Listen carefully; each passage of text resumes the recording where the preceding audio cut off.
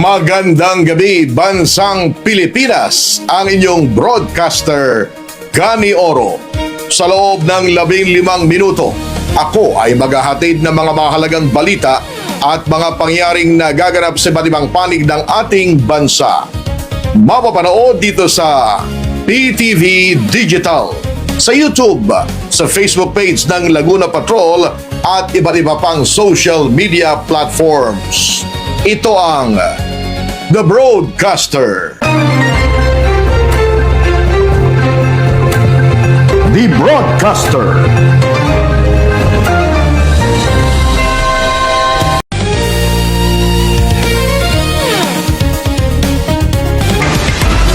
At dumako naman tayo sa iba pang mga balita sa lalawigan ng Bataan at ilang bahagi ng Central Luzon. Ihahatid ng ating correspondent na si Ryan George. Ryan, kami. Sumiklab ang sunog sa dalawang kabayan sa pagitan ng Barangay Mabatang, Abukay, Bataan ngayon Huwebes, July 18, 2026. Dahil sa light materials, mabilis pagkalit ng apoy, agad itinaas ang mga otoridad sa first alarm ang insidente. Batay sa salaysay ng isa sa mga residente sa lugar, nagsimula ang sunog bandang alas 4:45 ng hapon. Sa may pagganong ko, nandito sa bubong, ang sabi niya sa akin, then yung sunog, tumawag ka na ng bumbero. Yun na po yung nangyari doon. Hanggang sa nag-apula na po yung, kumalat na po yung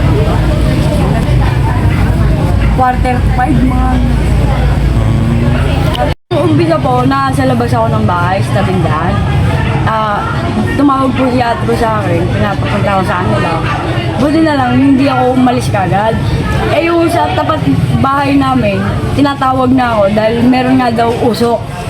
Eh, akala ko naman, naghihiga lang si tatay sa likod. Eh, sabi ko, iba na yung usok eh, maitim na eh. Kaya, nung pagpasok ko po ng gate, pagdating ko dun sa may poso namin, meron tao dun sa may bubong, yung may-ari ng kabilang bahay. Ang sabi niya sa akin, sunog daw, tumawag na daw ako ng bumbero. Ayun, doon na po nag-umpisa yun. Tapos, pumasok na po ako ng loob ng bahay. Kinuha ko na po kung ano yung mga dapat gawin. Mga importanteng bagay po. Yun na lang po yung nilabas ko. Pero, the rest po, wala na po. Mga gamit, damit, or what, wala po. Mga papel lang po talaga, lahat. Opo. Pero appliances po, wala po. Nakasalba, damit namin, pamilya, wala po. As in talagang wala po talaga. Tinatayang nasa 2 bahay ang natupok ng apoy na nakakaapekto sa humigit kumulang na 2 pamilya. Sa ngayon po, under investigation pa yung pangyayari ngayon. Kukuha pa kami ng detalye sa mga malapit na insidente upang ma-determine namin yung cause niya at saka yung origin.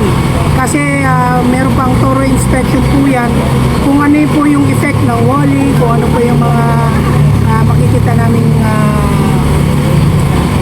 pattern po doon sa mga pattern po ng uling, kung paano siya nagsimula, kung saan siya nagsimula. At saka hanggang ngayon po, medyo blanco pa tayo sa investigation. As of now talaga under investigation.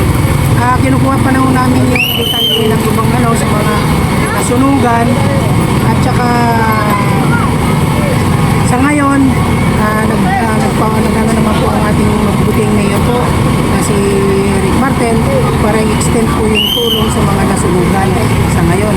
At nakausap po naman po yung ibang pamilya at sabi, doon muna raw sila titira sa kanilang mga kamag-anak sa ngayon.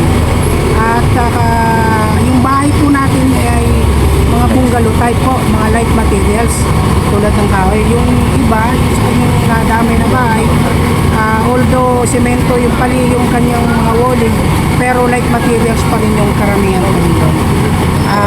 Ang nagsimula po dito sa may looban talaga. Kumalat na lang po kasi yung obserba ng iba, yung hangin pagawi kung haharap po tayo doon, papunta ng west portion ng building. Kaya nadamay. 2 lang po. Binirepair po namin maigi. Tinignan po namin yung mga malapit din pong bahay.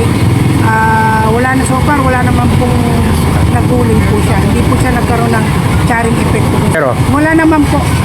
Buti nga po, nailikas ng mga kamag-anak ko yung magulang. At pinalalayan na lang. So, uli-uli po, tulad ng ginagawa po namin, tuwing meron pong barangay assembly, at tuwing pong meron pong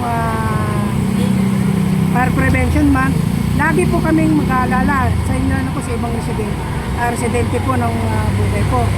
Maging mapagmatyaga po tayo sa ating kapaligiran at nang sa ganun po ay maiwasan po natin yung paglagana po ng sunod at lalo na po kung magkano po lumaki po siya, maaari po siyang kumitil ng buhay po. So ngayon po wala naman pong nasaktan sa panahong sa nangyari. Nahihirapan din daw silang apulain ang apoy dahil sa kapal ng usok at mabilis ang pagkalat neto bago ang pagresponde ng mga bumbero, PNP at ambulans sa iba't ibang bayan. Ngayong gabi, no? Unang-una, alam ko, may mga tutulong ako dito sa kanya, mga kahit kanilang kapitbahay, kamag-anak, pero bukas, papatala natin ng mga relief goods na, mga canned goods, mga bigas, para meron silang kain para sa susunod na araw. Ngayon, mag-aanap kami ngayon kung anong kailangan pa nila dahil nakita ko yung bahay nila at yun na naubos hanggang second floor. Kaya walang-wala na ito na yun na ipundar nila buong buhay nila. Practice yung sila na yun. Kaya magtatry ako maghanap ng mga like mga materials kagaya ng semento, para sa kaya nila, yung bubong, yung mga yero na kailangan nila para makabalik ulit sila. Since tatlong pamilya lang ang uwihan, napag-aalaman ko na lilipat na sila sa mga kamag-anak ko nila. So, malalapit na naman sila dito, yung mga kamag-anak sila. So, doon muna ho sila, pero bukas papalik ulit. Ulit ako, para makita ko talaga ang totoong situation. Kasi kami na una yun eh. Kasi kanina ho, hindi kami makalapit. Pinabawal din tayo ng fire department. Siyempre, itong sulong ay pagkat mayor ako, in charge dito na yun ang fire department. Pasado alas 6:36, dineklara na ng fire out ang sunog na naganap kanina sa Barangay Mabatang at wala naman tayong naitalang sugatan. At yan ang balita mula rito sa Bataan. Ito si Ryan George naguulat para sa D Broadcaster sa PTB News.